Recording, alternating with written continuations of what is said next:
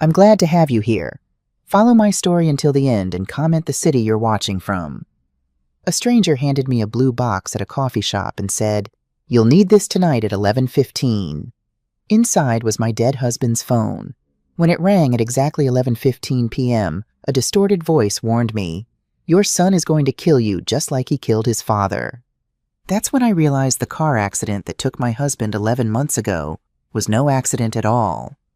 My name is Brooklyn Hayes. I'm 64 years old, and this is the story of how I discovered my own family was trying to murder me. The cafe smelled like cinnamon and burnt coffee, the kind of small-town Vermont place where everyone knows your business before you've finished ordering. I sat across from my son Skylar and his wife Stella, watching the autumn leaves flame red and gold through the windows. "Mom, we need to talk about the farmhouse." Stella stirred her latte with those perfectly manicured nails, the ones that probably cost more than my monthly electric bill. "It's just too much space for one person." I forced a smile, the polite kind I'd perfected over the past year. "I'm managing just fine, dear." Skylar shifted in his seat, avoiding my eyes like he'd done since he was a teenager caught sneaking out.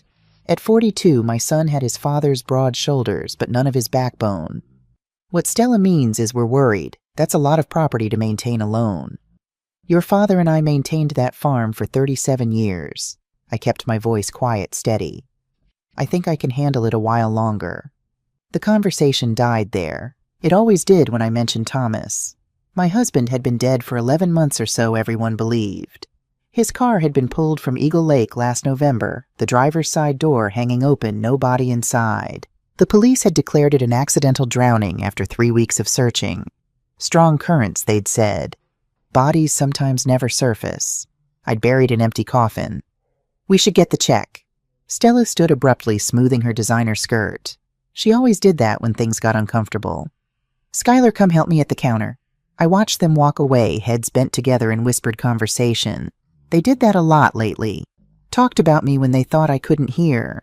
At 64, I discovered that being a widow made people treat you like you were made of glass, fragile, and liable to shatter at any moment. I was reaching for my purse when I noticed her. She appeared beside my table so suddenly I startled my hand knocking against my water glass. The woman was perhaps 50, with steel gray hair pulled back in a severe bun. She wore a dark coat despite the warmth of the cafe, and she carried nothing except a small blue box about the size of a hardcover book. "Mrs. Hayes." Not a question. A statement. Yes. My heart began to pound for reasons I couldn't explain. She placed the blue box on the table between us with deliberate care. Her fingers, I noticed, were trembling slightly. "You'll need this tonight. 11:15. Her voice was barely above a whisper, urgent and afraid. "Answer it when it rings, and Mrs. Hayes trusts no one." Before I could form another question, before I could ask who she was or what she meant, the woman turned and walked swiftly toward the exit. I half rose from my chair, but she was already gone, disappearing into the street crowd as if she'd never existed at all. The blue box sat on the table, innocent and threatening all at once. I looked toward the counter. Skylar and Stella were still there. Stella pointing at something on her phone while the cashier rang up their order. Neither had noticed the exchange. My hand moved almost of its own accord, snatching the box and shoving it deep into my purse just as they turned back toward the table. "Ready to go, Mom?" Skylar asked. "Yes." My voice came out steadier than I felt. "Yes, let's go." The drive back to the farmhouse passed in a blur. Skylar and Stella's conversation about property values and retirement communities washed over me while my mind churned. The blue box felt like it was burning a hole through my leather purse. Who was that woman? How did she know my name? And what could she possibly have given me that I would need tonight? They dropped me off at the end of my long gravel driveway, declining my half-hearted invitation for coffee. I watched their SUV disappear down the rural road, red taillights fading into the dusk, before I finally allowed myself to breathe. The farmhouse stood before me, 2 stories of white clapboard and green shutters that Thomas and I had painted together 5 summers ago. Beyond it stretched 40 acres of fields and woodland that had been in the Hayes family for 3 generations. I'd loved this place once. Now it felt like a mausoleum. Inside, I locked the door, something I never used to do before Thomas disappeared, and went straight to the kitchen. The blue box landed on the oak table with a soft thud. I stared at it for a full minute before I worked up the courage to open it. The lid came off easily. Inside, nestled in white tissue paper, was a cell phone. Not just any cell phone, Thomas's cell phone. I recognized it immediately. The scratched case with the faded Dartmouth sticker. The crack in the corner from when he'd dropped it while fixing the barn roof 2 years ago. The police had told me they never found his phone. It must have gone into the lake with him. They'd said lost to the depths along with his body. But here it was in my kitchen, delivered by a stranger who knew my name. My hands trembled as I lifted the phone from the box. The screen was dark, lifeless. I pressed the power button with shaking fingers, half expecting nothing to happen. It powered on. The screen glowed to life, showing a full battery and a single bar of signal. The wallpaper was the same photo that had been there a year ago, Thomas and me at our 40th wedding anniversary party, his arm around my shoulders, both of us laughing at something our granddaughter had said. My vision blurred with tears. This wasn't possible. The phone had been missing for a year. The police had searched. I had searched, going through every drawer, every pocket, every corner of this house, looking for any trace of my husband. And now it simply appeared handed to me by a stranger in a cafe. I checked the recent calls. Empty. Messages empty. Everything had been wiped clean except for that one photo. That one memory preserved like a ghost in the machine. The kitchen clock read 6:47 p.m. 11:15, the woman had said. Answer it when it rings. 4.5 hours to wait. 4.5 hours to sit with this impossible object and wonder if I was losing my mind. I made chamomile tea, the kind Thomas used to joke was just hot plant water. I didn't drink it. I just held the mug and watched the steam rise while the phone sat on the table like an unexploded bomb. At 7:30, I tried calling Skylar. The phone rang 6 times before going to voicemail. I didn't leave a message. What would I say? Your father's phone just appeared. A strange woman gave it to me. He already thought I was fragile. This would push him over the edge into thinking I needed supervised care. At 8:15, I walked through the house, checking locks. The paranoia felt foolish, but the woman's words echoed in my mind. Trust no one. At 9:00, I pulled out the case files I'd kept from the investigation into Thomas's disappearance. I'd read them so many times I had them memorized. Accident reconstruction reports. Witness statements from the fishermen who'd seen the car go into the lake. Dive team logs. Coast Guard search patterns. Everything pointed to a tragic accident. But Thomas had driven that road 1,000 times. He knew every curve, every pothole, and he'd been the most careful driver I'd ever known, almost to the point of annoyance. At 10:00, I found myself back in the kitchen, staring at the phone. At 10:30, I started pacing. At 11:00, I sat down and forced myself to breathe. The clock ticked toward 11:15 with agonizing slowness. Each minute felt like an hour. My heart hammered against my ribs. Part of me wanted to throw the phone away to pretend none of this had happened, but a larger part, the part that had never quite believed Thomas was really gone, needed to know. At 11:14, I watched the second hand sweep around the clock face. At 11:15 exactly, the phone rang. The sound was shrill in the silent kitchen. Thomas's old ringtone, Born to Run by Springsteen, his favorite. My hand hovered over the device, shaking so badly I could barely control it. It rang again. The screen showed unknown caller. Third ring. I picked it up, pressed the green button, raised it to my ear. Hello, my voice cracked. Silence on the other end. Not dead air, I could hear breathing, soft and measured. Hello, I said again, louder now. Who is this? More silence. Then finally a voice, low, distorted as if passed through some kind of electronic filter, but unmistakably, impossibly familiar. Brooklyn. The voice said my name like a prayer and a warning. Don't trust Skylar. Don't trust Stella. Don't trust the police. Your life is in danger. The line went dead. I sat frozen, the phone still pressed to my ear as the implications crashed over me like a wave. That distorted, electronically altered voice, it had sounded exactly like my husband. Thomas Hayes, dead for nearly a year. Buried, or rather commemorated, in an empty grave at Oak Hill Cemetery. My husband had just called me, and he'd warned me that I was in danger. I didn't sleep that night. How could I? My dead husband had called me, or someone who sounded like him, someone who knew things only Thomas would know. I sat at the kitchen table until dawn broke over the eastern fields, the phone in front of me like a piece of evidence I didn't know how to interpret. Don't trust Skylar. Don't trust Stella. Don't trust the police. Your life is in danger. By 6:00 a.m., I'd made a decision. I couldn't go to the authorities, the warning had been explicit about that. And I certainly couldn't confide in Skylar, not when the voice had specifically named him, which meant I was alone in this. But I wasn't helpless. Thomas and I had run this farm together for nearly 4 decades. I'd balanced books, negotiated contracts, dealt with lawyers and bankers and county inspectors. I knew how to research, how to ask questions, how to dig for answers. I just had to be careful. The first thing I did was examine the phone more thoroughly. In the morning light, I noticed details I'd missed the night before. The battery showed 100% charge, despite the phone being missing for a year. Someone had maintained it, kept it powered, preserved it for exactly this moment. I scrolled through the settings. The phone number was still Thomas's old number, the one that had been disconnected after his death. Yet somehow it had received a call. I checked the call log again. Still empty, as if the midnight conversation had never happened. But it had. I knew it had. I was searching through the photo gallery when I heard gravel crunching in the driveway. My heart leaped into my throat. I shoved the phone into my cardigan pocket and moved to the window. Skylar's SUV. 8:15 in the morning, and he was here unannounced. I forced myself to breathe normally as I opened the front door. Skylar climbed out alone this time, carrying a cardboard tray with 2 coffee cups. "Morning, Mom." His smile was a little too bright. "Thought I'd bring you breakfast. Hope you haven't eaten yet." "This is a surprise." I kept my voice light. "Stella not with you. She had a yoga class." He handed me one of the coffees as he stepped inside. "Besides, I wanted to talk to you. Just us." A chill ran down my spine. Just us. The words felt weighted, deliberate.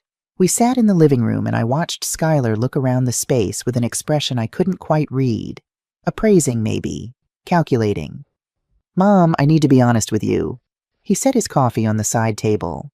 "Stella and I are concerned. Really concerned." "About what? About you? About this house? About—" He gestured vaguely. "Everything. You've been different since Dad died. Distant. And we think maybe it's too much being out here alone with all these memories." I sipped my coffee to buy time. It was from the expensive place downtown, not the cafe where we'd been yesterday. Skylar never brought me expensive coffee unless he wanted something. "I'm managing perfectly well," I said. "Are you—" He leaned forward, his expression earnest. "Because we've been thinking and we really believe it would be better if you moved into town. Maybe one of those nice senior living communities. They have independent apartments, activities, people your own age." "I'm 64, Skylar, not 90. I know, but this place, it's a lot of work. And the property taxes alone are eating up your savings. If you sold, you could have real financial security. Live comfortably, not have to worry." There it was, the real reason for the morning visit. "The farm isn't for sale," I said firmly. Skylar's jaw tightened. "Mom, be reasonable. You can't keep it running by yourself. The fields are going fallow. The barn needs repairs. And winter's coming. What are you going to do when the pipes freeze or the furnace breaks down?" "The same thing your father and I did for 37 years. Fix them." "Dad's not here anymore." The words came out sharper than he'd intended. He caught himself, softened his tone. "I'm sorry. I just mean you need to think practically. This is valuable property. We could get top dollar for it, especially with developers moving into the area." I repeated slowly. "Developers." He had the grace to look uncomfortable. "There's been some interest. A company called Pinnacle Development reached out to Stella's firm last month. They're looking to acquire land in this county for a new residential community." "And you've been talking to them?" "Just preliminary conversations. But Mom, they're offering serious money. Enough that you'd never have to worry about finances again." I set down my coffee cup with deliberate care. "Let me make something very clear, Skylar. This farm has been in the Hayes family for 3 generations. Your grandfather built this house with his own hands. Your father and I raised you here. I'm not selling it to developers so they can tear it down and build McMansions." "You're being emotional." "I'm being loyal to your father's memory." Something flickered across Skylar's face. Guilt, maybe, or anger. "Dad's dead, Mom. He's been dead for almost a year. We can't keep pretending otherwise." The phone in my pocket seemed to burn against my leg. If only Skylar knew. "I think you should leave," I said quietly. He stood, his movements stiff. "Fine, but think about what I said. Really think about it." Because Stella and I were not going to stand by and watch you run yourself into the ground trying to maintain this place alone." There was something in his tone that made my skin prickle, a hint of threat beneath the concern. "What does that mean?" "It means we love you and we're going to do what's best for you whether you like it or not." He left without another word, the door closing firmly behind him. I watched through the window as he sat in his car for a long moment, his phone pressed to his ear before finally driving away. My hands were shaking. I pulled out Thomas's phone and stared at it. "Don't trust Skylar," the voice had said. And now Skylar was pressuring me to sell the farm, had been talking to developers, was making veiled threats about doing what was best for me. What was happening here? I needed information. Real information, not just suspicions and paranoid theories. I went to Thomas's office. I still thought of it as his office, even though I'd been using it for months, and pulled out the file cabinet where we kept all our important documents. Property deed, insurance papers, bank statements, Thomas's will. I spread them across the desk and started reading with fresh eyes, looking for anything I might have missed before. The will was straightforward. Everything went to me with Skylar as the sole heir after my death. Standard. Nothing unusual. Except I pulled out the property deed and examined it more carefully. The farm was in both our names, had been since we'd inherited it from Thomas's parents 37 years ago. But there was an annotation I'd never noticed before, dated 2 months before Thomas's death. A notation about a survey request. Someone had requested a property survey last September. I grabbed my laptop and started searching through our email history. Thomas and I had shared an email account for household business. Old-fashioned maybe, but it had worked for us. I searched for survey and property and Pinnacle. 3 emails popped up. The first was from a company called Boundary Line Surveyors, confirming an appointment for September 15th of last year. The second was a receipt for their services paid in full. The third was from an email address I didn't recognize, R. Pembroke at Pinnacle Development. Company subject line, Hayes Property, Preliminary Assessment. I opened it with trembling fingers. Mr. Hayes, thank you for your inquiry regarding the potential sale of the Hayes Farm property. Based on the survey results and current market conditions, we would be prepared to make a preliminary offer in the range of $2.2 to $2.3 million for the full 40 acres pending environmental assessment and zoning approval. As discussed, we would require certain assurances regarding family consent prior to moving forward. Please advise on the timeline for securing necessary agreements. Best regards, Richard Pembroke, Acquisitions Director, Pinnacle Development. The email was dated September 28th, 6 weeks before Thomas's car went into Eagle Lake. My husband had been negotiating to sell our farm, without telling me. I sat back in the chair, my mind reeling. This couldn't be right. Thomas would never, we'd always made decisions together. Always. He knew how much this place meant to me, to our family history, unless I didn't know Thomas as well as I thought I did. My phone, my actual phone, buzzed. A text from Stella. "Hi, Brooklyn. Just wanted to check in. Skylar mentioned you seemed upset this morning. Everything okay? We're here if you need anything. XO." The timing felt calculated. Skylar had probably texted her the moment he left. I didn't respond. Instead, I went back to Thomas's phone and did something I should have done hours ago. I tried to access his email on the device, but when I opened the email app, it asked for a password. I tried our anniversary, our address, Skylar's birthday. All wrong. I was still trying combinations when a knock at the door made me jump. A man stood on my porch, mid-40s, wearing a sport coat over jeans. He held up a badge and a leather wallet. "Mrs. Hayes, I'm Detective Nathan Hardwick, Vermont State Police. Do you have a few minutes to talk?" My throat went dry. "What's this about?" "It's regarding your husband's death. We've received some new information and I need to ask you a few questions. May I come in?" Every instinct screamed at me to refuse. "Don't trust the police," the voice had said. But refusing to talk to a detective would look suspicious, would draw exactly the kind of attention I couldn't afford. "Of course," I heard myself say, stepping aside. Detective Hardwick had kind eyes and a patient manner that probably put most people at ease. It had the opposite effect on me. We sat in the living room and he pulled out a small notebook. "I apologize for the intrusion," he began. "I know this must be difficult revisiting everything, but we've been reviewing cold cases and something came up regarding the accident last November." "What kind of something?" "A witness has come forward. Someone who was in the area the night your husband's car went into the lake. They claimed to have seen another vehicle nearby, possibly following Mr. Hayes's car. My heart pounded. Following him. That's what they say. We're trying to verify the account, but it raises some questions about the circumstances of the accident. He paused. Mrs. Hayes was your husband having any problems before he died? Financial troubles? Disputes with anyone? Anything unusual in his behavior? The emails about selling the farm flashed through my mind. No, I lied. Nothing. The lie came easily, instinctively. Because if I told the truth that Thomas had been secretly negotiating to sell our property, it would open doors I wasn't ready to walk through. Not until I understood what was really going on. And you haven't noticed anything strange recently? Hardwick's eyes were sharp despite their kindness.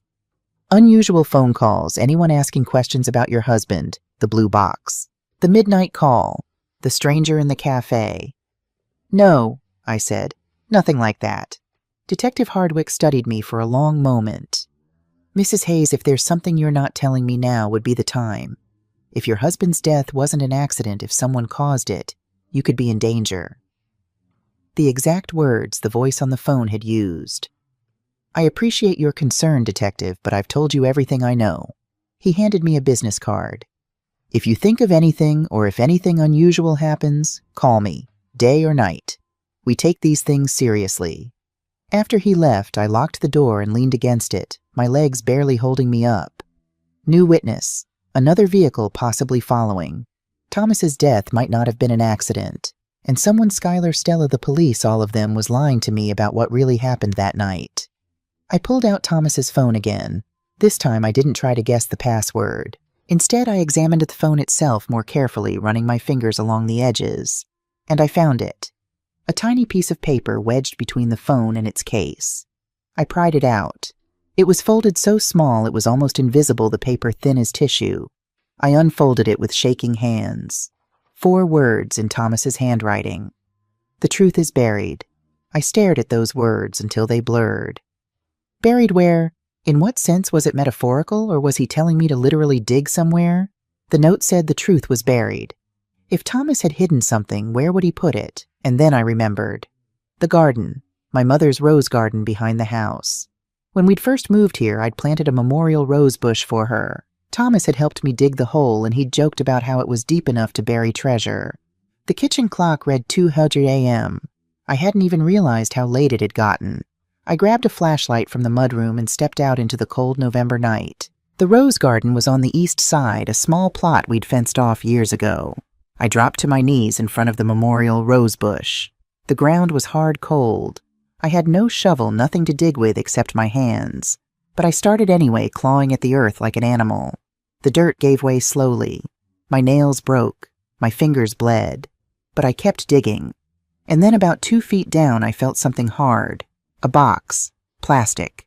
Waterproof. I wrenched it free from the earth and sat back on my heels, clutching it to my chest. Behind me, I heard the distinctive sound of gravel crunching under tires. I turned.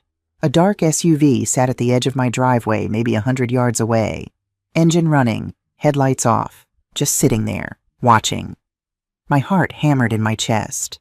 I clutched the box tighter and ran for the house, stumbling through the darkness. I locked the door behind me and moved to the window, peering out through a crack in the curtains. The SUV sat there for another 5 minutes. Then slowly it pulled away into the night. I looked down at the muddy box in my hands.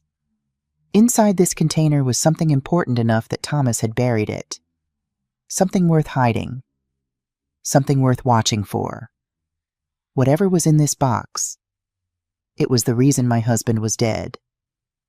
And now they knew I had it. Welcome back.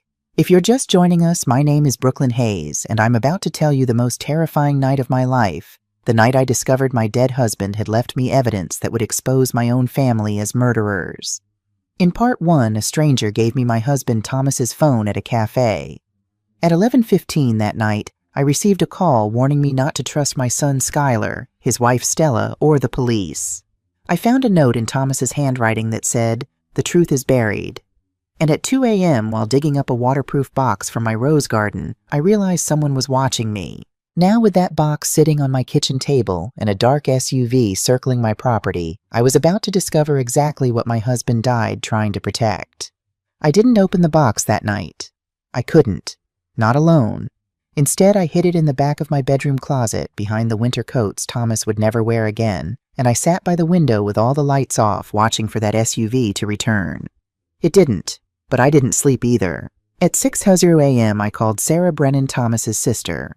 She lived 3 hours away in Boston, and we'd always been close. More than that, she'd never liked Stella.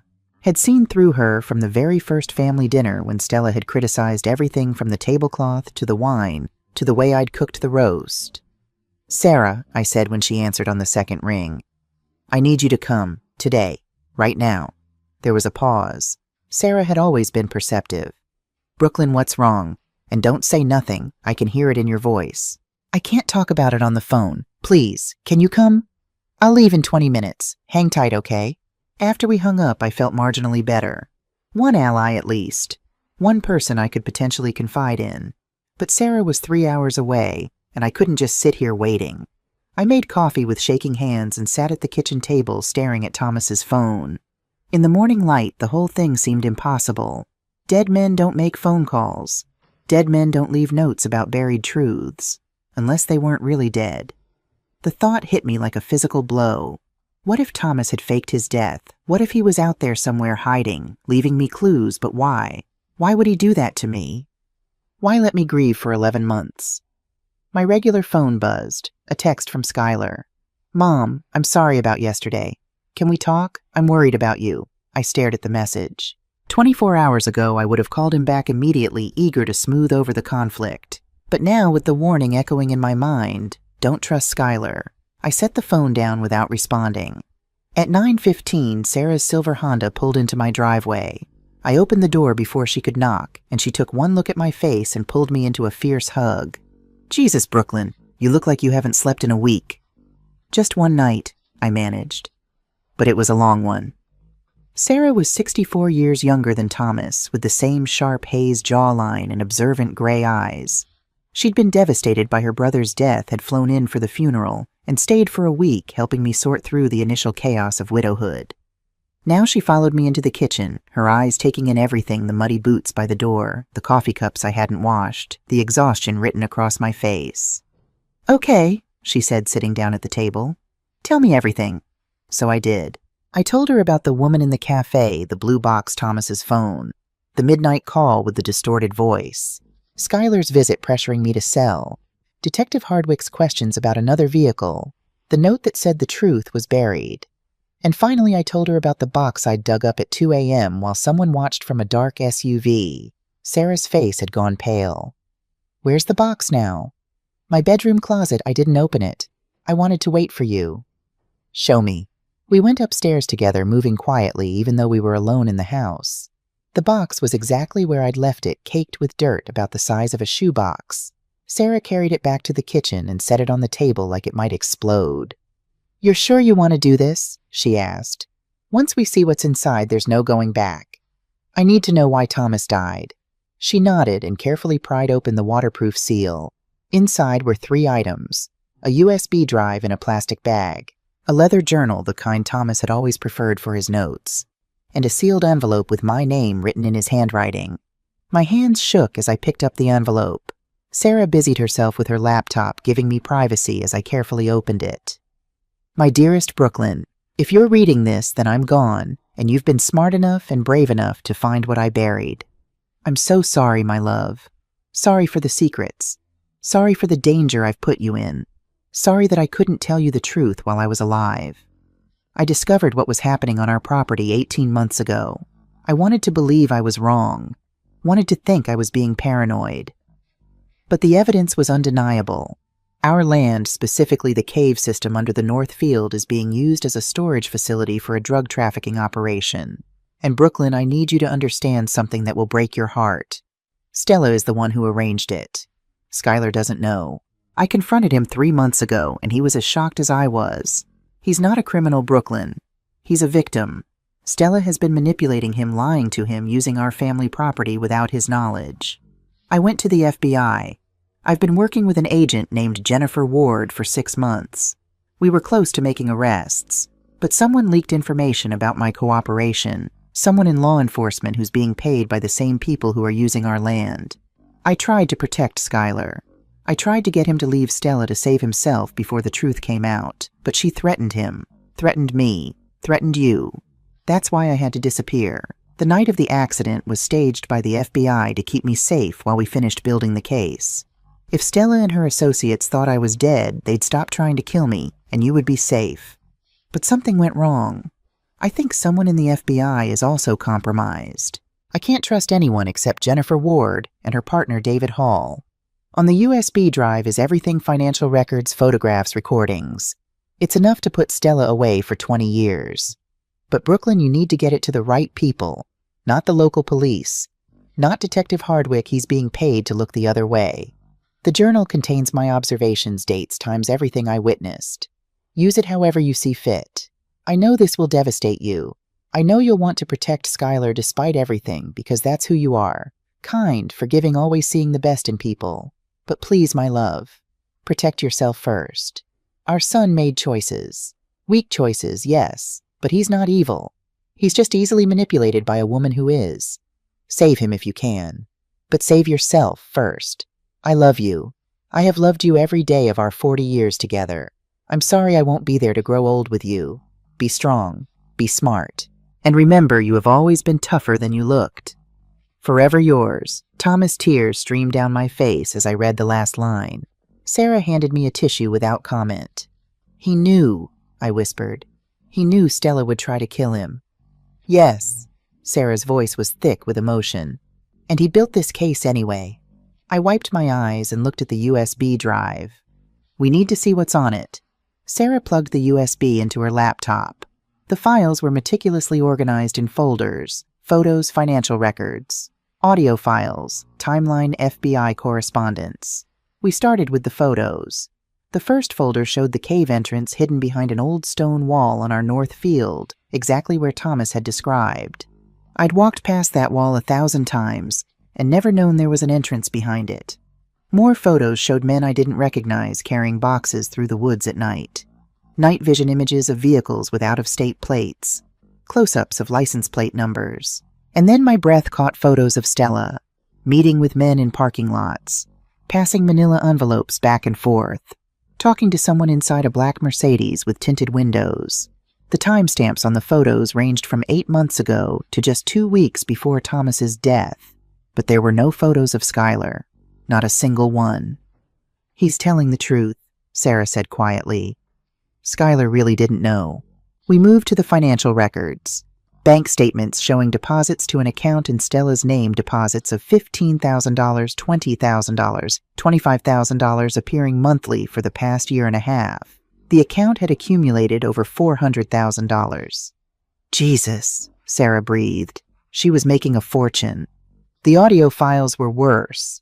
Thomas had somehow managed to record conversations. Stella on the phone with someone named Victor discussing shipment schedules and storage fees. Stella arguing with someone about money, her voice cold and calculating in a way I'd never heard before. And then one recording that made my blood run cold. Stella's voice, Thomas is becoming a problem. He's asking too many questions. A man's voice heavily accented. Then remove the problem. Stella. It needs to look like an accident. The man. I will arrange it, but it will cost extra. Stella. I don't care what it costs. Just make sure it can't be traced back to me. The date on the recording was October 28th, 2 weeks before Thomas's car went into Eagle Lake. Sarah and I looked at each other horrified. She ordered the hit, Sarah said. That's a recorded confession. I felt sick. This woman had sat at my dinner table, had called me mom, had smiled at me while planning my husband's murder. We need to go to the FBI, Sarah said. Right now. Thomas said not to trust the local FBI office. Someone there is compromised. Then we go to New York. We find this Robert Sullivan that Thomas mentioned in his letter. I pulled up my laptop and searched for Robert Sullivan, Attorney, New York. His website appeared immediately, a criminal defense practice in Manhattan, high-profile cases, the kind of lawyer you hired when you were in serious trouble. I called the office number, not even sure anyone would answer on a Saturday morning. To my surprise, someone picked up on the second ring. Sullivan and Associates. Yes, hello. My name is Brooklyn Hayes. I need to speak with Mr. Sullivan about my husband Thomas Hayes. A pause. I'm sorry, ma'am, but Mr. Sullivan doesn't typically discuss client matters with family members without— My husband is dead, I interrupted. He died a year ago, and I think his death is connected to whatever he hired Mr. Sullivan for. Please, I have evidence. I have recordings of the person who ordered his murder. Another pause, longer this time. Hold, please. Classical music filled my ear. I waited, my heart hammering, while Sarah packed up the laptop and the USB drive. Finally, a man's voice. Deep, careful.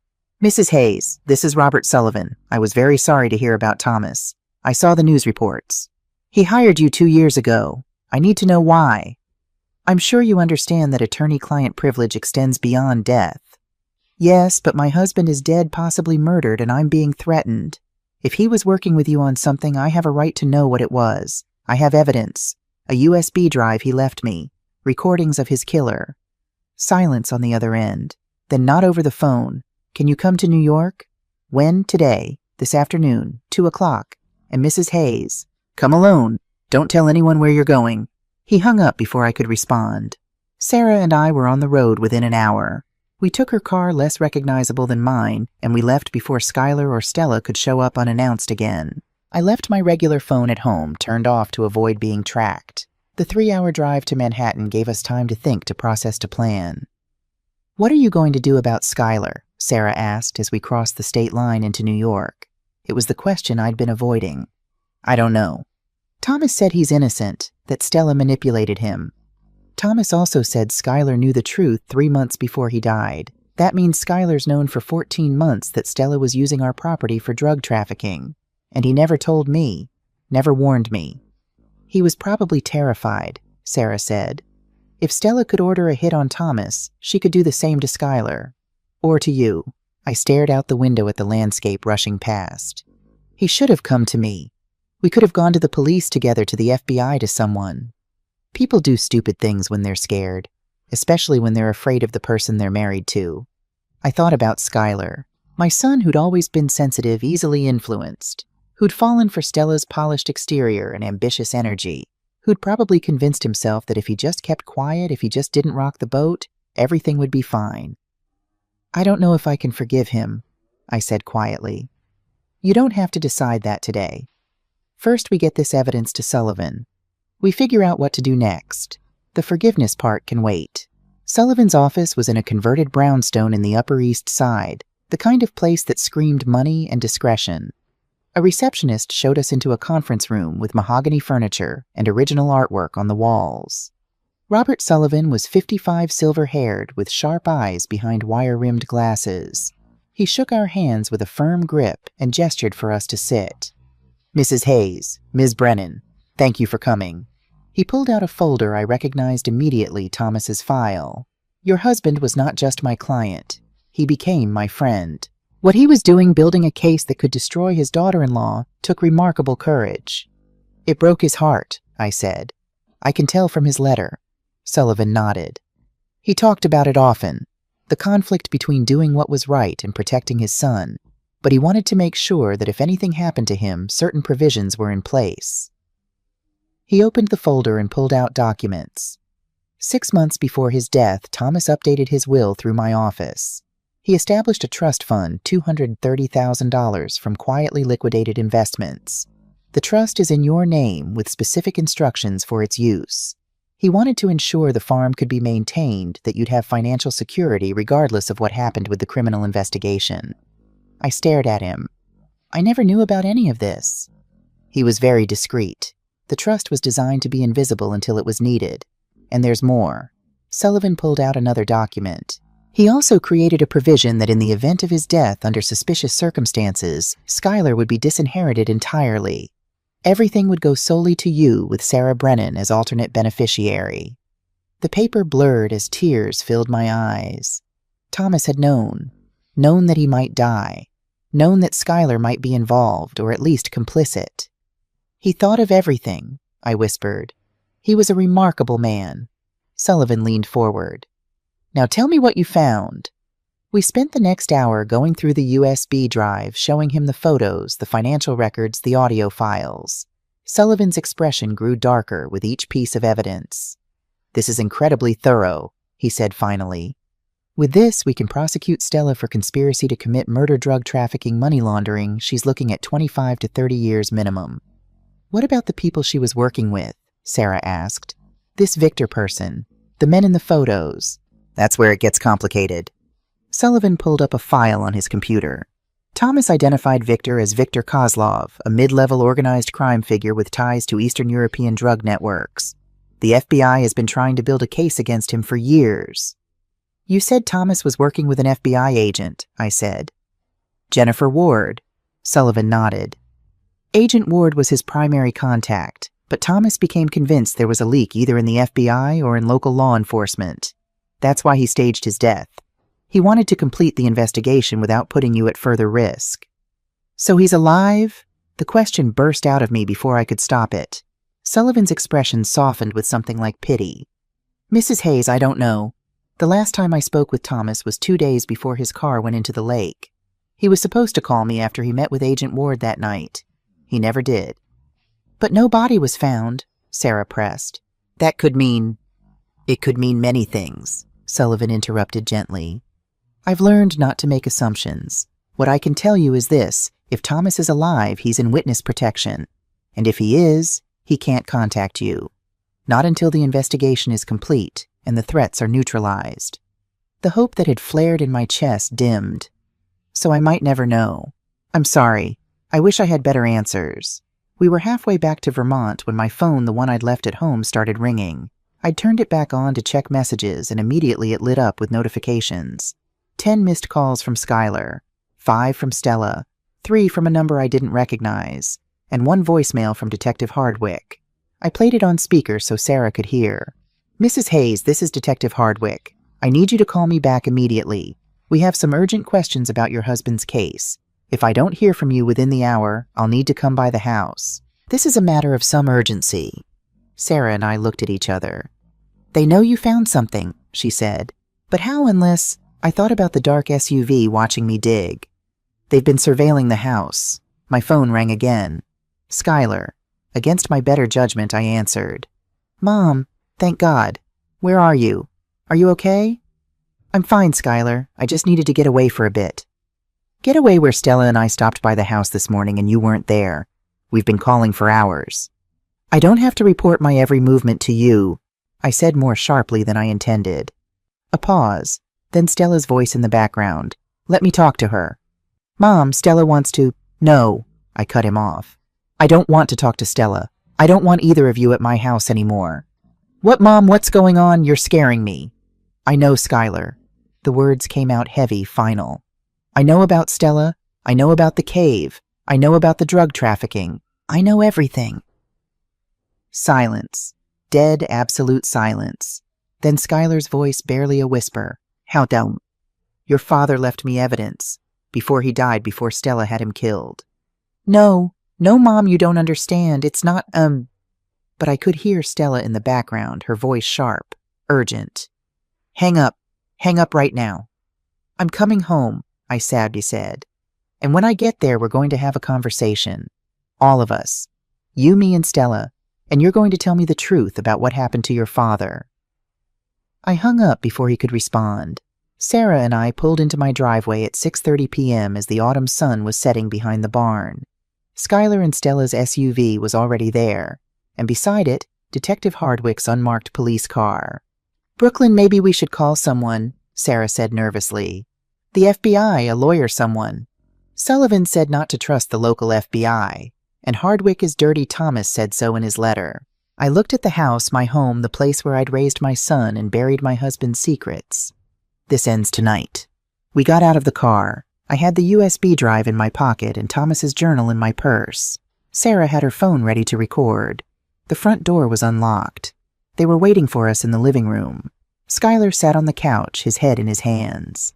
Stella stood by the window, perfectly composed in a black pantsuit, and Detective Hardwick leaned against the fireplace, his arms crossed. The scene was carefully staged. This was an intervention, or an ambush. Mom, Skylar looked up, his eyes red-rimmed. Thank God you're home. We've been so worried. Have you? I stayed by the door, Sarah beside me. Worried I might have found something you didn't want me to find. Mrs. Hayes. Hardwick spoke up, his voice calm and professional. I understand you've had a difficult day, but I need you to tell me where you've been and who you've spoken to. I don't have to tell you anything, Detective. You're not my lawyer and I'm not under arrest. Not yet, Stella said quietly. The threat was unmistakable. Skylar stood up. Don't, okay. I looked at my son, really looked at him for the first time in months. He looked exhausted, frightened, decades older than his 42 years. And I realized Thomas had been right. Skylar wasn't the villain here. He was another victim. Skylar, I said gently, your father left me a letter. He said you didn't know about the drug trafficking until he told you. Is that true? Skylar's face crumpled. I swear, Mom, I had no idea until Dad confronted me 3 months before the accident. Stella told me we were just renting out storage space to a logistics company. I believed her. He's lying, Stella cut in. Don't listen to him, Brooklyn. He's trying to save himself. No. I pulled the USB drive from my pocket. Actually, I have proof. Audio recordings, photographs, financial records. Everything Thomas gathered before you had him killed. The room went very still. Stella's mask of composure finally cracked. You don't know what you're talking about. I have you on tape, I said, my voice steady despite my racing heart. October 28th. You told someone named Victor that Thomas was a problem and needed to be removed. You said, and I quote, "It needs to look like an accident." That's not admissible. It could be anything. It's time-stamped. It's date-stamped. And combined with the financial records showing you received over $400,000 in payoffs, it's more than enough for a jury. Hardwick straightened up from the fireplace. Mrs. Hayes, where did you get this alleged evidence? My husband left it for me. The husband you declared accidentally drowned without ever finding a body. The husband whose death you barely investigated because someone was paying you not to. Hardwick's jaw tightened. That's a serious accusation. Is it because Thomas's files include bank records showing deposits to an account in your name? $5,000 a month for the past 6 months. Want to explain that, Detective? For the first time, I saw fear flicker across Hardwick's face. Stella moved toward me, her hand reaching for the USB drive. Give me that. You don't understand what you're dealing with. The people I work with, they don't leave loose ends. You mean Victor Kozlov? I stepped back, keeping the drive out of her reach. The FBI already knows about him. They've known for months. The FBI? Stella laughed, but it sounded brittle. You think the FBI can protect you? We have people inside law enforcement at every level. Not at every level. I pulled out my phone. I spent this afternoon with Robert Sullivan in New York, Thomas's lawyer, the one who's been holding copies of all this evidence in a safe deposit box for the past 6 months. If anything happens to me, it all goes to the U.S. Attorney's office in Boston. Stella's face went white. Skylar stood up, moving between his wife and his mother. Stella, is it true, all of it? Did you really have Dad killed? Skylar, sit down. Did you?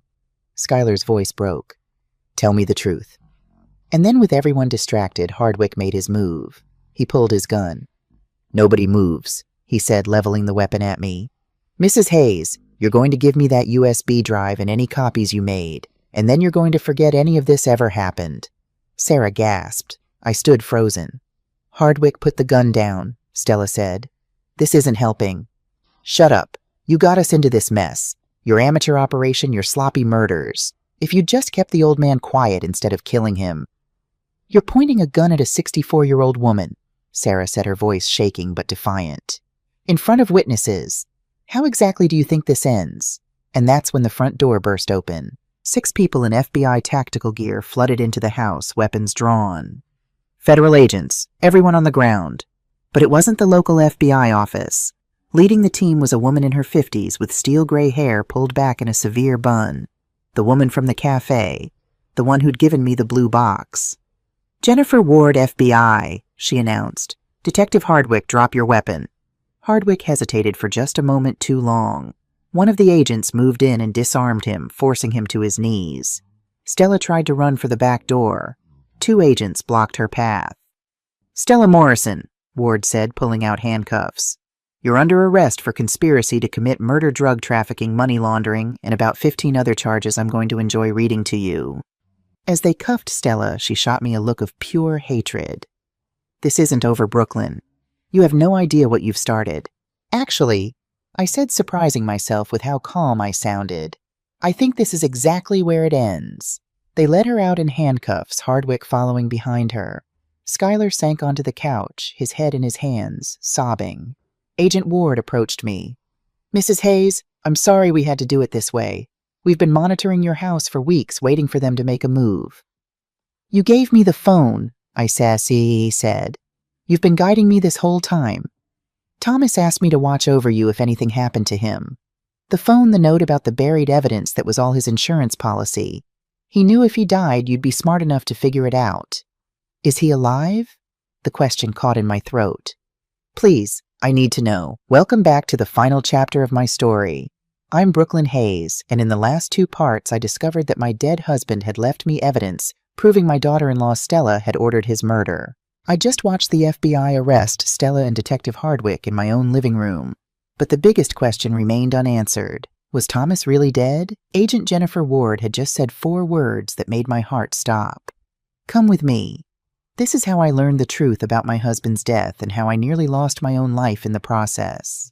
Ward led me out of the house, away from the chaos of agents processing the scene and Schuyler's broken sobs. Sarah followed close behind, her hand gripping mine. We walked toward the barn, that old red structure where Thomas had spent countless hours working on equipment, teaching Schuyler to drive the tractor, storing 50 years of family memories. A black SUV was parked behind it, hidden from the house's view. Ward knocked twice on the passenger window. The door opened, and Thomas Hayes stepped out into the November twilight. My legs gave out. If Sarah hadn't caught me, I would have collapsed right there on the cold ground. Because standing in front of me, alive and breathing, was my husband. He looked different. Thinner, with a beard. I'd never seen him wear gray hair a bit longer. But those eyes, those warm brown eyes that had looked at me across breakfast tables for 40 years, those were the same. Brooklyn. His voice broke on my name. I don't remember moving. But suddenly I was in his arms, and he was holding me so tightly I couldn't breathe. And I didn't care. Because Thomas was alive. Thomas was here. Thomas had come back to me. You're alive, I sobbed into his chest. You're alive. You're alive. You're alive. I'm so sorry. His voice was rough with tears. God, Brooklyn, I'm so sorry. I never wanted to put you through this. We stood there for what felt like hours, but was probably only minutes, just holding each other while the world spun around us. Sarah was crying too. Even Ward looked away, giving us privacy. Finally, Thomas pulled back just enough to look at me, his hands cupping my face. I know you must hate me. Hate you? I laughed through tears. I thought you were dead. I mourned you. I buried an empty coffin. Hate doesn't even begin to cover what I'm feeling right now. I know. I know, and I understand if you can never forgive me. I kissed him then, because despite everything, the lies, the secrets, the 11 months of grief, he was here, and he was alive. And that was all that mattered in this moment. When we finally broke apart, Ward cleared her throat. I hate to interrupt, but we need to talk. Inside the barn. It's not safe out here. The barn was dimly lit by battery-powered lanterns. Another FBI agent was there, a younger man with dark hair and a broken arm in a sling. Mrs. Hayes, this is Agent David Hall, Ward introduced. He's been working this case with me from the beginning. Thomas led me to an old bench, never letting go of my hand. Sarah sat on my other side, and the 3 FBI agents stood facing us. Tell me everything, I said. From the beginning. No more secrets. Thomas took a deep breath. 18 months ago, I started noticing unusual activity on the North Field. Tire tracks where there shouldn't be any. Hikers at odd hours. At first, I thought it was just kids exploring, but something felt off. So you investigated, I said. Like an idiot, yes. I followed the tracks and found the cave entrance behind the old stone wall, and I saw them men carrying boxes in the middle of the night. I took photos, started documenting everything. Ward picked up the story. Thomas came to us 14 months ago with what he'd found. We confirmed it was part of a drug distribution network run by Viktor Kozlov. But Kozlov is just mid-level. We wanted the whole organization. That's when you went to New York, I said, remembering the lawyer's words. You hired Sullivan. Thomas nodded. I needed legal protection. Because when I started digging deeper, I discovered Stella was the one who'd arranged the whole thing.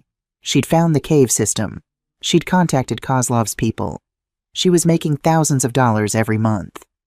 But Skylar didn't know. I had to be sure. No. Thomas's voice was firm. I confronted him 3 months before the accident. He was devastated, Brooklyn. Absolutely destroyed. He'd had no idea what Stella was doing. Then why didn't he come to me, to the police? Because Stella threatened him. Thomas's jaw tightened. She told him if he said anything, she'd make sure both of us ended up like her previous business partner at the bottom of Eagle Lake. Sarah gasped. There was someone else, Ward nodded grimly. We found evidence that Stella had been involved in at least one other murder. A man named Marcus Reed, who'd been her partner in a financial fraud scheme 5 years ago. His body was found in Lake Champlain, ruled accidental drowning, just like Thomas's death was supposed to be. So you faked the accident, I said to Thomas, to protect me, to protect Skylar. To protect both of you, and to finish building the case.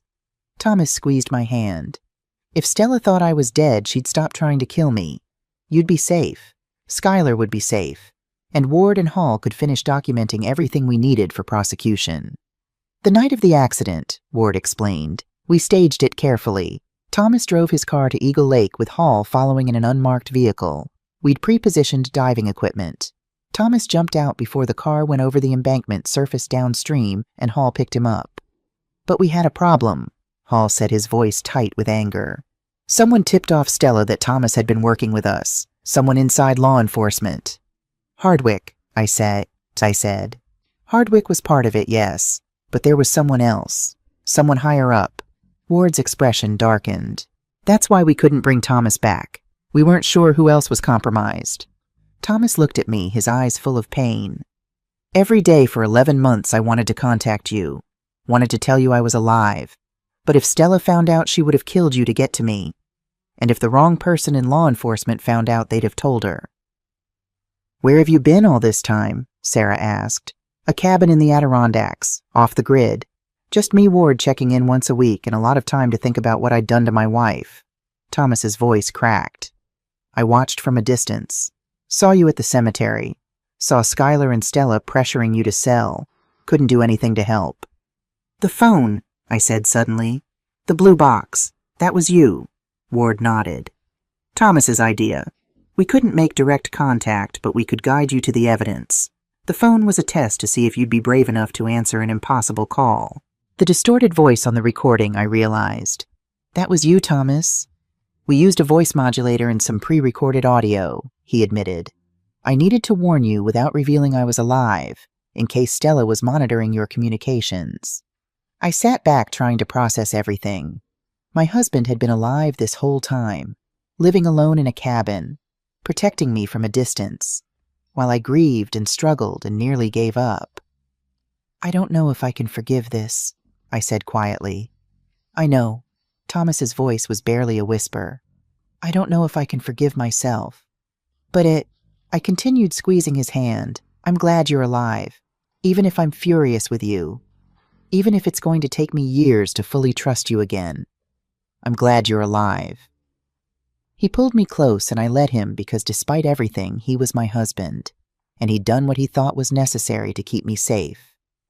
We have a problem, Ward said, breaking the emotional moment. Stella and Hardwick weren't the only ones involved. Victor Kozlov, I said. Kozlov's been arrested, Hall said with satisfaction. Federal agents picked him up in New York 2 hours ago, coordinated with your arrests here. Then what's the problem? Ward and Thomas exchanged a look. There's still someone else. Someone we haven't identified yet. Someone in the FBI who's been feeding information to Kozlov's organization. You said you couldn't trust the local office, Sarah said. Is it someone here in Vermont? Worse. Ward pulled out her phone, showing us a photo of a middle-aged man in a suit. This is Special Agent Douglas Pierce. He's a supervisor in the Boston field office, and we have reason to believe he's the one who leaked information about Thomas's cooperation. Thomas's face hardened. Pierce knew about the investigation from the beginning. He had access to all our files. And 3 weeks before my death, I noticed someone had accessed my case files without authorization. We couldn't prove it was Pierce, Ward said. Until now. Today, when Brooklyn called Sullivan and then drove to New York, someone in law enforcement tipped off Stella within hours. Only 3 people knew Brooklyn had gone to New York, me, Hall, and Pierce.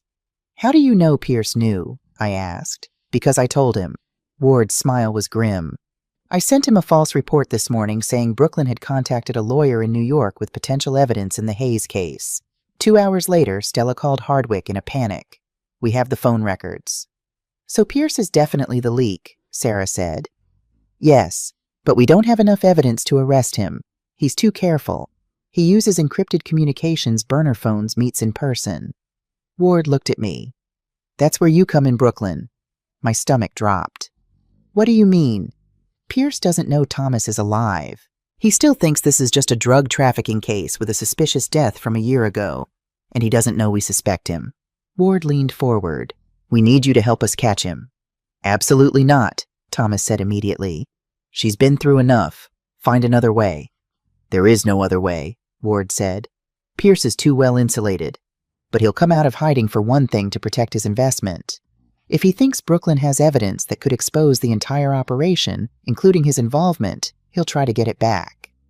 You want to use me as bait, I said. I want to give you the opportunity to finish what your husband started. Ward's eyes were intense. Pierce has been selling information to organized crime for years.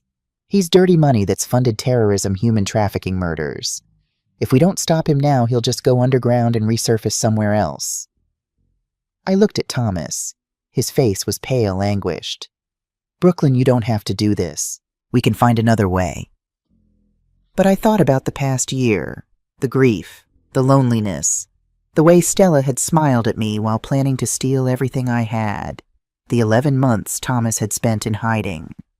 What do I need to do? I asked Ward. The plan was simple, dangerously simple. I would return to the house and call Sullivan's office, leaving a voicemail on the general line saying I had all of Thomas's evidence and was planning to take it to the FBI Boston office tomorrow morning. I'd mentioned Pierce by name, saying Ward had recommended him as trustworthy.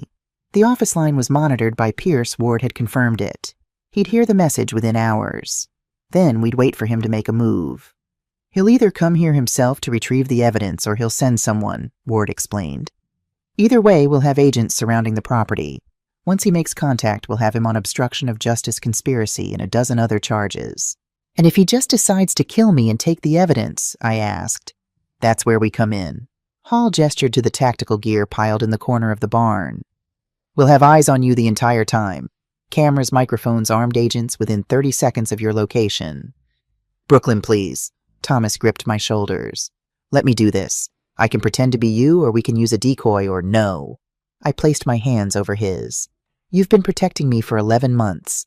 Let me help protect you for once. We set everything up that evening. Ward's team installed tiny cameras throughout the house, so small I couldn't see them, even when I knew where to look. They gave me a bracelet with a panic button that would bring the entire team running. Skylar had been taken to a hotel in Burlington under protection. He'd been devastated when he learned his father was alive but hadn't wanted to see him yet. Too much shock, too much trauma. Give him time, Sarah said. He'll come around. Thomas spent the night in the barn with the surveillance team. I wanted him to come inside to sleep in our bed to feel like he was home. But Ward insisted on maintaining the illusion that he was still dead until Pierce was caught. So I slept alone. Again, for the last time, I hoped. The next morning, I made the call to Sullivan's office at exactly 9:00 a.m., just as we'd planned. Mr. Sullivan, this is Brooklyn Hayes. I wanted to thank you for your help yesterday. I'm planning to take all of Thomas's evidence to the FBI Boston office tomorrow morning. Agent Ward recommended I speak with Special Agent Douglas Pierce specifically. She said he's trustworthy and has been helping with the case. I'll bring the USB drive, the journal, and all the financial records. Thank you again. I hung up and waited. Ward had explained that Pierce would likely move quickly. If he thought I was bringing evidence to the FBI tomorrow, he'd want to get it today before it entered official custody. At 11:30 a.m., an unfamiliar car pulled into my driveway. A black sedan with Massachusetts plates. I watched from the window as a man in a suit got out. He was alone, carrying a briefcase. Even from a distance, I recognized him from the photo Ward had shown me. Douglas Pierce. My heart hammered as I activated the bracelet's panic signal 3 quick presses to let the team know he'd arrived. Then I went to answer the door. Mrs. Hayes. Pierce had a warm smile and an authoritative presence. I'm Special Agent Douglas Pierce, FBI, Boston office. I believe you spoke with Agent Ward about me. Yes, please come in. I stepped aside, every muscle tense. He followed me into the living room, his eyes scanning the space with professional assessment. Looking for cameras, I realized. Looking for evidence. I appreciate you reaching out, Pierce said, settling into the armchair. Agent Ward has brought me up to speed on your husband's case. I understand you've come into possession of some evidence. Thomas left it for me, before he died. I tried to keep my voice steady. Files, recordings, financial records. Everything he'd gathered about the drug operation on our property. That's very valuable material. Pierce's smile didn't reach his eyes. I'm glad you're bringing it to the proper authorities. May I see it? It's in my husband's office. I'll get it. I stood, but Pierce held up a hand. Actually, Mrs. Hayes, before you do that, I need to ask you something. His smile faded entirely. Did you really think we wouldn't figure it out? Ice ran down my spine. Figure what out, that you know I'm dirty.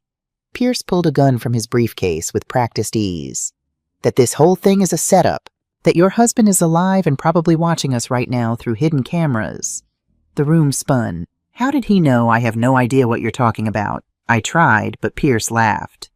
Please, you called Sullivan's office from a burner phone yesterday, not your regular phone. You mentioned my name specifically in this morning's message, and Ward has been running her own investigation parallel to the official one. He stood, keeping the gun trained on me. I've been in law enforcement for 23 years, Mrs. Hayes. I know a setup when I see one.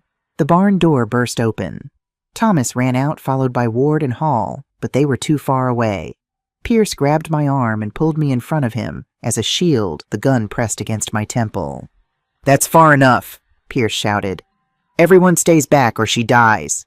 Thomas froze halfway across the yard. Let her go, Pierce. It's over. We have everything on camera. You just confessed to being compromised. Audio recordings won't hold up in court. Not from an unauthorized surveillance operation in a private residence. Pierce was backing toward his car, dragging me with him. But I'll tell you what will hold up a dead FBI agent killing a witness before turning the gun on himself. Tragic case of corruption gone wrong. He meant to kill me and frame Ward or Hall. Make it look like they were the dirty agents. My mind raced. The panic bracelet was useless now the team was already here. I needed to buy time, distract him something. Why did you do it? I asked, my voice shaking. How much did Kozlov pay you to betray everything you stood for? You think this is about money? Pierce's laugh was bitter. My daughter needed experimental cancer treatment. Insurance wouldn't cover it. I needed $400,000 and I needed it fast. Kozlov offered me a deal leak, a few files looked the other way on a few shipments, and Emily gets her treatment. And she did, I asked softly. Get the treatment. She's been in remission for 2 years. His voice cracked slightly. But by then I was in too deep. Kozlov had evidence of everything I'd done. If I stopped helping him, he'd release it all. I'd lose everything, my career, my pension, my freedom. So you kept betraying people, Thomas said, moving slowly closer. You helped cover up murders. You endangered witnesses. You let criminals go free. I protected my daughter. Pierce's grip tightened on me. Every single one of you would have done the same thing. No, I said quietly. We wouldn't have. Because protecting one person by hurting dozens of others isn't protection. It's cowardice. Pierce's hand trembled with rage. You don't know anything about impossible choices, you privileged. That's when Sarah hit him. She'd circled around from the barn completely unnoticed, carrying a shovel from the garden shed. She swung it like a baseball bat, connecting with the back of Pierce's knees. He went down hard, the gun flying from his hand. I scrambled away as Ward and Hall rushed in, tackling Pierce to the ground. Thomas pulled me into his arms. Are you hurt? Did he hurt you? I'm fine. I'm fine. I was shaking so hard I could barely stand. Sarah stood there with the shovel, looking shocked at her own actions. I hit an FBI agent. Oh God, I actually hit an FBI agent. Ward looked up from where she was cuffing Pierce, a rare smile on her face. Self-defense. Protection of a civilian. I'll make sure it goes in the report as heroic action. Pierce was shouting obscenities, struggling against the cuffs. You don't understand. I did it for my daughter. I had no choice. You had plenty of choices, Ward said coldly. You chose wrong every single time. The next few hours passed in a blur of official statements, evidence logging, and FBI protocols.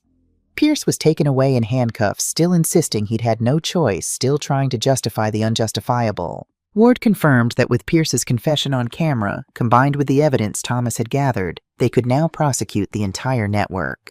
Stella Hardwick, Kozlov Pierce, and at least a dozen other people involved in the drug operation. Stella's looking at 25 to 30 years, Ward told us. With the murder conspiracy charges, she'll likely die in prison. And Hardwick, 15 to 20. Pierce is facing 35 to 40. He committed crimes under federal authority, which makes it worse. I found myself feeling nothing. No satisfaction, no vindication, just exhaustion. Thomas and I sat on the porch steps as the FBI team packed up their equipment. The November sun was setting behind the barn, painting the sky in shades of orange and gold. "What happens now?" I asked. "Legally, I'm still dead," Thomas said. "We'll have to file paperwork to reverse the death certificate, notify Social Security, the bank, all of it. It's going to be complicated." "That's not what I meant." I turned to face him. "What happens with us?" Thomas was quiet for a long moment. "I don't know. I left you alone for 11 months. I let you grieve. I let you think I was dead. That's not something you just forgive and move on from." "No," I agreed. "It's not. I'll understand if you want me to leave. If you need time. If you can't—" His voice broke. "If you can't love me anymore after what I did." I thought about it. Really thought about it. The anger was there burning beneath the surface. The betrayal. The loneliness of those 11 months. But beneath that was something stronger. 40 years of love. 40 years of partnership. 40 years of choosing each other every single day. "I'm furious with you," I said. "I'm so angry I could scream. You broke my heart, Thomas Hayes." "I know. But—" I took his hand. "I understand why you did it. I don't agree with it. I think you should have found another way. But I understand that you were trying to protect me." "I was," he whispered. "I'd do anything to keep you safe." "I know. And that's why—" I took a deep breath. "That's why I'm willing to try. To rebuild. It won't be easy. I don't know how long it'll take for me to trust you completely again. But I want to try." Thomas pulled me close and we sat there as the sun set on the worst and best day of my life. 3 days later, Skylar finally came to the house. Thomas and I were in the kitchen when we heard his car in the driveway. Thomas tensed and I squeezed his hand. "Give him time," I murmured. Skylar walked in looking like he'd aged a decade. His eyes were red-rimmed, his clothes wrinkled. He stopped in the doorway when he saw Thomas. "Dad?" The word came out broken. "Son." Thomas stood slowly. You let me think you were dead." Skylar's voice cracked. "For 11 months, do you have any idea what that did to me?" "I know. I'm sorry." "Sorry." Skylar laughed bitterly. "You're sorry I mourned you. I gave a eulogy at your funeral. I spoke at your empty grave." "Skylar," I started, but he shook his head. "And the worst part?" Tears streamed down his face. "The absolute worst part is that I understand why you did it. Because I was too weak to leave Stella. Too scared to stand up to her. Too pathetic to protect my own mother." "No." Thomas crossed the room in 3 strides. "No, son. You were afraid. That's different from weak. Stella is a manipulative, dangerous person. She fooled me for years. She would have fooled anyone. But I should have—" Skylar's voice broke completely. "I should have protected Mom. Should have told someone. Should have done something." Thomas pulled him into a hug. "You survived. That's what you did. You survived a marriage to a sociopath and you came out the other side. That takes strength." Skylar sobbed into his father's shoulder, 42 years old, and crying like the little boy he'd once been. I joined them, wrapping my arms around both of them. My family. Broken and imperfect and deeply flawed, but still my family. "We're going to be okay," I said. "All of us. It's going to take time and therapy and a lot of hard work, but we're going to be okay." Spring came to Vermont with an explosion of green and gold. The maple trees budded, the fields came alive, and the farmhouse felt like home again for the first time in years. Thomas and I had spent those 6 months in couples therapy working through the betrayal, the secrets, the 11 months of separation. It wasn't easy. Some days I still felt the anger rising up, choking me. Some nights I still dreamed of that empty coffin. But we were making progress, learning to communicate again, learning to trust again. The legal proceedings had been exhausting. Stella's trial was set for next month. She'd refused all plea deals, insisting she'd done nothing wrong. Her lawyer was arguing that she'd been coerced by Kozlov, but with the audio recordings of her ordering Thomas's death, it was a losing battle. Hardwick had pleaded guilty to corruption charges and was serving 15 years in federal prison. Pierce was awaiting trial on multiple counts of corruption conspiracy and attempted murder. His daughter had issued a public statement disowning him, saying she would have rather died than have him commit crimes in her name. Kozlov and his organization had been dismantled. The cave system on our property had been permanently sealed by the FBI. And Schuyler was healing. He'd moved into the small cottage at the edge of the north field, the one Thomas's grandparents had built. He was in therapy 3 times a week, working through his trauma, learning to forgive himself. "I think I'm ready," he said one morning over coffee. "Ready for what?" I asked. "To start over, really start over. Maybe go back to school, learn something new. Figure out who I am outside of being Stella's husband." Thomas smiled. "That sounds like a good plan, son." The farm stand Sarah and I had started was doing well. We'd hired a young couple, Daniel and Rebecca Porter, to help run it. They were passionate about sustainable agriculture and brought new energy to the property. On a warm Saturday in May, we held a family dinner on the back porch. Sarah was there, of course, and Schuyler and the Porters, and even Agent Ward, who'd become something of a friend. As we sat around the table laughing and talking, I looked at Thomas across the wine glasses and candlelight. He met my eyes and smiled that same smile that had made me fall in love with him 41 years ago. We still had work to do. The trust wasn't fully rebuilt. The scars were still healing. But we had time now. Time and truth and the determination to make our marriage stronger than it had been before. "What are you thinking about?" Thomas asked later as we stood on the porch watching the sunset. "Ireland," I said. "You promised me Ireland." "I did. How about this fall?" "This fall sounds perfect." He pulled me close and we stood there as the sky turned from gold to pink to purple. The farm stretched out before us, 40 acres of family history of memories both painful and precious. At 65, I'd learned that I was capable of things I'd never imagined. Investigation, courage, confrontation, standing up to corrupt FBI agents with shovels. I'd learned that family was complicated, that love was messy, and that forgiveness was a choice you had to make every single day.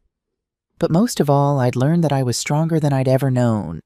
Strong enough to survive betrayal. Strong enough to fight for justice.